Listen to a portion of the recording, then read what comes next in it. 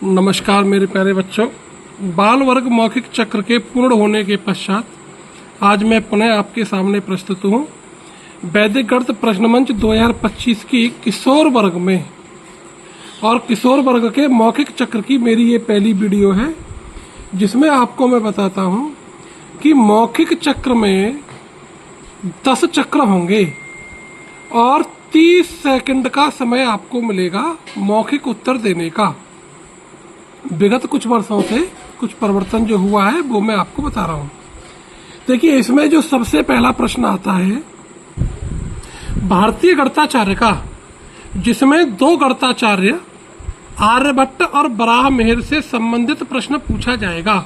अब इसमें आपको एक सावधानी थोड़ी सी रखनी कि भारतीय गणिताचार्य के प्रश्न की जो तैयारी है, आपको क्लास 9th से लेकर के 12th तक की पुस्तकें कुरुक्षेत्र से अपनी प्रकाशित हुई हैं। भारत में गणित की उज्जवल परंपरा, तो क्लास 9th के लिए भारत में गणित की उज्जवल परंपरा पुस्तक है जिसमें आर्यभट्ट बराहमिहिर के बारे में उनकी जीवनी सब कुछ उसमें दे रखा है, तो उसमें से प्रश्न आएगा।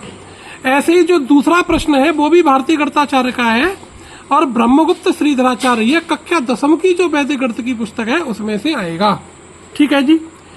जो भारतीय गणिताचार्य की पुस्तक है उससे आप तैयारी न करके भारत में गणित की उज्जवल परंपरा से ही करिएगा, क्योंकि कुछ चीजें हो सकता है परिवर्तित हुई, तो बाद में जो उत्तर मान्य होगा वो भारत में गणित की उज्जवल परंपरा वाला ही मान्य होगा, भारत गणिताचार्य का मान्य नहीं होगा।